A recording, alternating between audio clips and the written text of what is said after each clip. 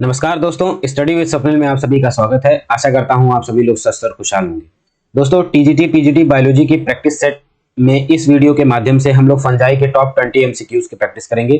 Previous year के ये questions हैं और बेहद इंपॉर्टेंट हैं, जिनके आने की संभावनाएं प्रबल है। चलिए हम लोग शुरुआत करते हैं अपने पहले क्वेश्चन से। पहला क्वेश्चन है साथियों, बेसिडियोकार्प फलन काय है। That means basidiocarp is the fruiting body of, ये राइजोपस, म्यूकर, एल्ब्यूगो, एगेरिकस। तो ऑप्शन हमारा साथियों है डी, एगेरिकस।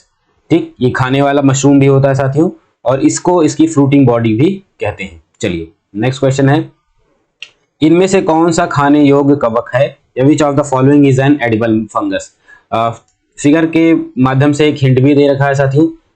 यही फ्रूटिंग बॉडी है बेसिडियोकार्प, जिसको अभी हम लोगों ने बात किया था, और हमारे लिए ऑप्शन यहाँ पे पड़ता है एगेरिकस। ठीक, तो याद रखिएगा, इसी को हम लोग फ्रूटिंग बॉडी भी कहते हैं या फलन काय। ठीक, और यही खाने के काम आती है। चलिए नेक्स्ट क्वेश्चन, पक्सीनिया से होता है। पक्सीनिया ग्रैमनीस आपने नाम सुना होगा। तो यहाँ पे जो हमारा ऑप्शन है रस्ट है, स्मट है, विल्ट है, और नन ऑफ दीज क्वेश्चन में, तो इसमें सबसे पहले हमारा जो ऑप्शन है ए, रस्ट डिजीज, यही हमारा इसका सही आंसर है। चलिए, पक्सीनिया ग्रैमनीस से अगर यह कहा जाए कि पक्सीनिया से होता है तो रस्ट, ये कुछ इस तरीके से आपको साथियों फिगर में दिख रहे हैं आपको, ये ग्रैमनी फैमिली में आपको दिखेगा, और पत्तियों पे कुछ जंग जैसा, कहा जाए कि रस्ट या जंग जैसा कुछ आपको ये नजर आता है, इसी को हम लोग कहते हैं रस्ट डिजीज। चलिए नेक्स्ट क्वेश्चन पे, क्रूसीफर में श्वेत रस्ट उत्पन्न होता है, या white rust of crucifer is caused by Pythium, Ustilago, Puccinia या एल्ब्यूगो। यहाँ ऑप्शन साथियों सही है, वो है एल्ब्यूगो। एल्ब्यूगो कैंडिडा के नाम से भी आप इन्हें जानेंगे। ये क्वेश्चन इस तरह से आता है कि एल्ब्यूगो कैंडिडा रोग उत्पन्न करता है इस तरीके से, या व्हाइट रस्ट ऑफ क्रूसीफर होता है तो एल्ब्यूगो से। ये रहा कुछ इसका एग्जाम्पल साथियों, कि आप अगर देखें तो ये जो पैचेस नजर आ रहे हैं व्हाइट के, यही इसका है, और it is caused bye Albugo. चलिए, तो हमारा ऑप्शन डी है कि व्हाइट रस्ट इसके थ्रू होता है। नेक्स्ट पांचवा क्वेश्चन है साथियों हमारा, कि निम्नलिखित में से कौन अल्कोहलिक किण्वन में प्रयुक्त होता है। यानी कहा जाए अल्कोहल फर्मेंटेशन में, या ऑब्वियसली कहा जाए कि अल्कोहल के प्रोडक्शन में भी इस तरह से क्वेश्चन आ सकता है कि अल्कोहल के प्रोडक्शन में इनमें से कवक उपयोग में आते हैं या यूज किए जाते हैं। इस तरह से भी एक क्वेश्चन बन सकता है। तो इसमें है Pseudomonas, Aspergillus, saccharomyces and Mucor, और ये बेस्ट है हमारा, आपने सुना होगा यीस्ट, सैक्रोमाइसिस। ये यीस्ट है, खाने के भी काम आता है, जिसमें जो है ब्रेड मेकिंग में, और बेवरेक्स मतलब अल्कोहल बनाने में भी काम आता है, प्लस अल्कोहलिक फर्मेंटेशन करने में भी इन्हीं का उपयोग होता है, क्योंकि ये ग्लूकोज को खा के अल्कोहल का प्रोडक्शन करते हैं। चलिए नेक्स्ट क्वेश्चन है, निम्नलिखित में से पर्णहरित क्लोरोफिल पूर्णतः अनुपस्थित होता है। That means chlorophyll is completely absent in. Chlorophyll completely absent होने का अर्थ ही है साथियों कि वो जो मोड ऑफ न्यूट्रिशन करेगा वो हेटेरोट्रॉपिक मोड ऑफ न्यूट्रिशन अपनाने लगता है, यानी कहा जाए वो विषमपोषी हो जाते हैं। ठीक, स्वयं पोषी से ना होके वो विषमपोषी हो जाते हैं। ठीक, तो उनमें एल्गी नहीं है, बिकॉज क्लोरोफिल में प्रेजेंट रहता है। याद रखिए, क्लोरोफिल ए का इसमें एग्जाम्पल्स अक्सर आते हैं, प्रिमिटिव पूछा जाता है। और लाइकेंस, ये एल्गी प्लस फंजाई दोनों का एक सिम्बियोटिक रिलेशनशिप है, तो हम ये नहीं कह सकते कि इसमें क्लोरोफिल नहीं ही है। यहाँ पे एल्गी है तो ऑब्वियसली क्लोरोफिल रहेगा, और ओवर फंक्शन भी होता है। बट फंजाई जो है, it is totally lack from the chlorophyll. Chlorophyll इसमें एब्सेंट रहता है। ठीक, और इन्हें हेटेरोट्रॉपिक मोड ऑफ न्यूट्रिशन में कौन सा कहते हैं, सैप्रोफिटिक। सैप्रोफिटिक मतलब घटिया पदार्थों पर रहने वाले। ठीक, और हमारा पैरासिटिक, या कहा जाए परजीविता के रूप में ये दिखाते हैं जीवन। चलिए नेक्स्ट क्वेश्चन जो हमारा 7th है वो है कि आलू में वार्ट रोग की उत्पत्ति का कारण है। Phytophthora infestans, Alternaria solani, Pythium डिबेरिनम, या सिनकाइट्रियम इंडोबायोटिकम। तो याद देखिएगा, वार्ट एंडो इस तरह से कुछ बना के रहिए। ठीक, या वार्ट सिन आप बना सकते हैं, वाटसन से वार्ट सिन। तो वार्ट रोग एक्चुअली होता है सिनकाइट्रियम इंडोबायोटिकम। तो याद देखिए, शॉर्ट फॉर्म है कि आप इस तरह से वार्ट सिन हो गया।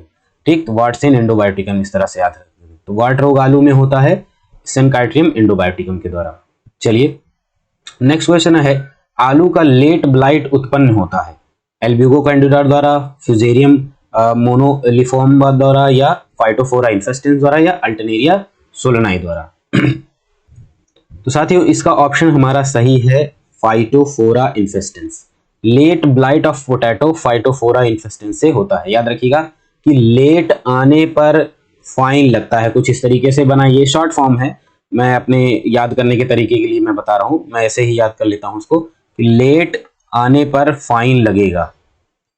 ठीक, तो लेट आने पर फाइन, तो that means late blight Phytophthora infestans. ये रहा साथियों कुछ इसका एग्जाम्पल कि आलू में किस तरीके से रोग, ये देखिए कुछ आपके वॉयलेट कलर के डी शेप, यानी कहा जाए कि यहाँ पे खाने योग्य नहीं हो जाता और आलू की पूरी फसल बर्बाद हो जाती है। ठीक, तो ये लेट ब्लाइट का ही नतीजा है। सिर्फ यहाँ पे नहीं, पत्तियों में भी अगर आप देखोगे तो इनकी पत्तियां आगे की ओर बिल्कुल मुरझाई और कुछ इस तरीके से मुड़ जाती हैं। ठीक, स्टंट ग्रोथ भी होता है, मतलब वृद्धि में भी अवरोध उत्पन्न होते हैं। चलिए, 9th क्वेश्चन है कि एल्ब्यूगो होता है। एल्ब्यूगो है एक ऑब्लिगेट अंतराकोशिकीय रोगजनक या इंट्रासेलुलर पैथोजन, इंटरसेलुलर पैरासाइट या इंटरसेलुलर सैप्रोफाइट या फैकल्टेटिव इंटरसेलुलर पैरासाइट। तो याद रखिएगा साथियों, एल्ब्यूगो एक ट्रूली पैरासाइट है। याद रखिएगा पैरासाइट किस तरीके का है, ट्रूली पैरासाइट है। ये सिर्फ कहा जाए कि प्रभाव फैलाते हैं, बीमारी फैलाते हैं जीवों पर, तो इसके लिए ट्रूली का वर्ड आ जाता है। ऑब्लिगेट इंटरसेलुलर है और पैथोजेनिक एक्टिविटी करता है। ठीक, तो यानी कहा जाए ऑब्लिगेट इंटरसेलुलर पैथोजन के रूप में इसे हम कहेंगे। तो ऑप्शन जो 9 है हमारा कि एल्ब्यूगो होता है, वो है ऑब्लिगेट इंटरसेलुलर पैथोजन। चलिए नेक्स्ट क्वेश्चन, एफ्लोटॉक्सिन उत्पन्न होता है एक, मतलब ये एफ्लोटॉक्सिन एक स्राव है साथियों, और जो कि कवकों द्वारा ही पैदा होगा। तो इसमें हमारा ऑप्शन है फंगस, दैट मींस ये याद रखिएगा। तो याद रखिएगा साथियों कि एफ्लोटॉक्सिन जो प्रोड्यूस होता है वो फंगस के द्वारा होता है, और ये फंगस है, मैं लिख दूं एस्परजिलस। एक एग्जांपल मैंने दे दिया है आपको कि किसके द्वारा एफ्लोटॉक्सिन प्रोड्यूस होगा। ठीक, चलिए ये तो क्वेश्चन हो गया हमारा। नेक्स्ट 11 पे आते हैं। निम्नलिखित युग्मों में से सही मेल नहीं खाता वह है Pythium damping off disease, fusarium wilt disease, Alternaria early blight of. तो याद रखिएगा ये सारे के सारे तीनों जो हैं हमारे सही हैं। तो चौथे पे अगर हम आ जाए, अस्लैगो बंट डिजीज नहीं होता साथियों, अगर इसको कहें तो स्मट डिजीज। ठीक, अस्लैगो जो है वो स्मट रोग पैदा कर सकता है, बंट रोग नहीं। तो यहाँ पे ऑप्शन हमारा डी जो है वो एक तरीके से नॉट करेक्ट है या सही नहीं है। अस्लैगो पे अगर यहाँ पे होता स्मट डिजीज तो ये सही होता। ठीक, तो अस्लैगो क्या करता है, स्मट डिजीज करता है, ना कि बंट डिजीज। बाकी के हमारे जो पाइथियम है डैम्पिंग ऑफ सीडलिंग्स करते हैं, फ्यूजेरियम विल्ट डिजीज भी पैदा करता है, अल्टरनेरिया अर्ली ब्लाइट करता भी है। ठीक, और अस्लैगो क्या ये हो गया। चलिए 12th क्वेश्चन पे आते हैं हम लोग कि निम्नलिखित में से कौन सा युग्म सुमेलित है। कपास का कोणीय पर्ण, इसमें चित्ती ज़ैंथोमोनास मालवेरियम। ठीक, और विल्ट ऑफ कॉटन है, फ्यूजेरियम ऑक्सीस्पोरम है। ठीक, कपास का पर्णचित्ती या leaf spot of cotton, Alternaria lini, और red rot of sugarcane, Colletotrichum falcatum. तो यहाँ पे साथियों जो हमारा angular leaf spot of cotton है ज़ैंथोमोनास मालवेरियम के थ्रू होता है, वाकई है। बिल्ट ऑफ कॉटन जो है वो फ्यूजेरियम स्पीशीज के थ्रू होता है, बिल्कुल सही।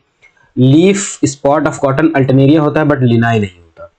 ठीक, यहाँ पे आपको इस ऑप्शन सी जो है वो गड़बड़ है। Red rot of sugarcane Colletotrichum falcatum के थ्रू होता है। तो यानी हमारा option A and B and D, यानी ऑप्शन हमारा सी जो है वो ए बी डी के थ्रू सही है। ठीक, याद कर लीजिएगा साथियों, इसे वजह क्या है, बेहद इंपॉर्टेंट है, क्योंकि पूरे के पूरे प्रीवियस ईयर में, जितना भी प्रीवियस ईयर की मैं बात कर रहा हूं, उनमें डिजीज पे जबरदस्त तरीके से क्वेश्चन पूछा गया है। और अगर आप सिलेबस भी देखेंगे तो चाहे आप देखें कि जीव विज्ञान वाले में भी, मतलब सॉरी कहा जाए कि जूलॉजी वाले पार्ट में भी, वहां पर भी इन्वर्टिब्रेट्स में जब आप जाते हैं तो खासकर एस्केलमेंथीस का या प्लेटीहेल्मिन्थीस का, इन सभी का डिजीज भी पूछा जाता है। प्रोटोजोआ में कौन सा डिजीज फैलाते हैं, उनके नाम, उनका लाइफ साइकिल ये भी पूछा गया है। प्लस बॉटनी में भी जितने भी ये हमारे कहा जाए कि डिविजन्स पूछेंगे, उनमें खासकर इकोनॉमिक इंपॉर्टेंस में डिजीज रिलेटेड बहुत है, और एंजियोस्पर्म में जो कि टिम्बर, वुड, वूल, इस तरीके से इनमें पूछा जाता है, फ्रूट के बारे में उनमें पूछा जाता है। तो याद रखिएगा कि डिजीज रिलेशनशिप, मतलब इनका कहा जाए कि जो नेम है, साइंटिफिक नेम, वो बहुत जरूरी है याद करना। चलिए नेक्स्ट क्वेश्चन है कि पादप रोगों के जैविक नियंत्रण में कौन सा एक कवक उपयोगी है। यानी कहा जाए कि यहाँ पर कि एक कवक का उपयोग करना है जो कि सॉइल में हो और एक तरीके से कहा जाए कि कंट्रोल करता हो किसके डेवलपमेंट के लिए, बायोलॉजिकल कंट्रोल में। तो याद रखिएगा साथियों, यहाँ पे ऑप्शन हमारा जो सी है ट्राइकोडर्मा विरिडी, इसे याद रखिए। ट्राइकोडर्मा विरिडी सॉइल में पाया जाता है और एक तरीके से नेचुरल कहा जाए कि नेचुरल बायोलॉजिकल कंट्रोल करता है प्लांट डिजीज से। ठीक, तो ये बात याद रखिएगा कि ट्राइकोडर्मा विरिडी है जो। और दूसरा इसमें देखिए पेनिसिलियम नोटेटम, याद रखिएगा पेनिसिलिन वाला है, इससे भी पूछा गया है क्वेश्चन। चलिए, निम्नलिखित में से कौन सा जलीय कवक है? सैप्रोलेग्निया, राइजोपस, पेनिसिलियम और मोरकेला। तो याद रखिए यहाँ पे साथियों जो ऑप्शन है हमारा ए सैप्रोलेग्निया।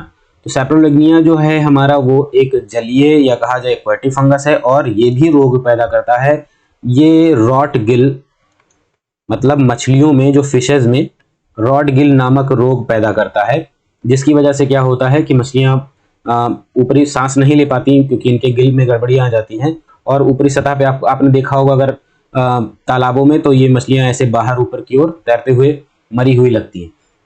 ठीक, और तैरे हुए डेथ हो जाता है। तो कहा जाए कि इसका पिसीकल्चर जो कहा जाए मछलियों के उत्पादन में काफी नुकसान पहुंचाता है। तो सैप्रोलेग्निया जो है वो रॉट गिल प्रोड्यूस करता है इन द फिशेज, ये याद रखिएगा। और क्या है? एक्वेटिक। ठीक, चलिए 15th है कि निम्नलिखित में से किसमें क्लैंप कनेक्शन पाए जाते हैं? क्लैंप कनेक्शन एक्चुअली साथियों बैसिडियोमाइसिटीज का एक कैरेक्टरिस्टिक है। ये डाइकैरियन स्टेज को प्रॉपरली बनाए रहता है। डाइकैरियन स्टेज मतलब दो केंद्रक स्टेज को या दो केंद्रक अवस्था को प्रॉपरली बनाने के लिए यह एक केस है। चलिए इसको देख लें अगर कुछ इस तरीके से। अगर आप देखें तो यहाँ डाइकैरियन स्टेज दिख रहा है कि 2 न्यूक्लियाई के साथ है हाइफा। हाइफा में एक आप देखिए थोड़ा सा उभार पैदा होगा या इसे हम क्लैंप ब्रांच कहते हैं क्योंकि यही जाके फिर मुड़ेगी भी। तो ये क्लैंप में एक न्यूक्लियस आ जाएगा आगे और ये न्यूक्लियस यहाँ डिवाइड होगा और फर्दर नीचे की ओर जो दूसरा न्यूक्लियस है वो भी डिवाइड होगा, यानी साइमल्टेनियसली डिवाइड होंगे। प्लस अब जब ये क्लैंप कनेक्शन यहाँ पे बनता है डिवाइड के बाद यहाँ पर एक डिवीजन होगा क्योंकि बिल्कुल मतलब कहा जाए सील्ड होगा, ठीक, सेप्टा के थ्रू। और इसमें क्या होगा कि एक न्यूक्लियस यहाँ पर आ जाएगा जो कि ऊपर वो डिवाइड हुआ था और जो नीचे वाला न्यूक्लियस था वो तो आ ही जाएगा इधर। ये 2 हो गए और यहाँ पे फर्दर एक न्यूक्लियस और एक न्यूक्लियस। तो ये कहा जाए कि वॉल डिसॉल्व हो जाती है और न्यूक्लियस माइग्रेट कर जाते हैं दिन। ठीक, तो याद रखिएगा कि डाइकैरियन स्टेज को मेंटेन करने के लिए इस तरीके से क्लैंप कनेक्शन दिखाया जाता है। तो क्लैंप कनेक्शन किसका है? बैसिडियोमाइसिटीज का एक कैरेक्टरिस्टिक है, काफी इंपॉर्टेंट है, ये ध्यान रखिएगा। चलिए, निम्नलिखित में से कवक की कोशिका भित्ति बनी होती है लिग्निन, सुबेरिन, काइटिन या क्यूटिन की। याद रखिएगा फंगल सेल वॉल साथियों काइटिन की होती है, इसे काइटिन का बना हुआ होता है। और आपसे एक क्वेश्चन है कमेंट में जरूर बताइए कि काइटिन और कहाँ पाया जाता है? ठीक, तो जीवों में भी शायद काइटिन पाया जाता है, जरा बताइएगा। सर्वप्रथम पेनिसिलिन को पृथक किया था, काफी इंपॉर्टेंट क्वेश्चन है, काफी जगह में पूछा जाता है और मुझे लगता है आप सभी साथियों को आता भी है। ये हैं हमारे अलेक्जेंडर फ्लेमिंग। अलेक्जेंडर फ्लेमिंग ने सबसे पहले पेनिसिलिन की खोज की थी। ये एक एंटीबायोटिक है, कहाँ से ढूंढा था? एक फंगस से ढूंढा था, पेनिसिलियम नोटेटम से, और यहीं से एंटीबायोटिक की एक तरीके से शुरुआत भी होती है। चलिए, मटर में डाउनी माइल्ड्यू रोग के पीले भूरे बिखरे हुए धब्बे दिखाई देते हैं फूल पर, फली पर या पत्तर के निपत्र के दोनों सतहों पर, मतलब लीफलेट के अपर और लोअर पे। ठीक, यानी यहाँ पे कह दूं कि अपर एंड लोअर लीफलेट, ठीक, या पत्रक तथा निपत्रक के ऊपरी सतह पर।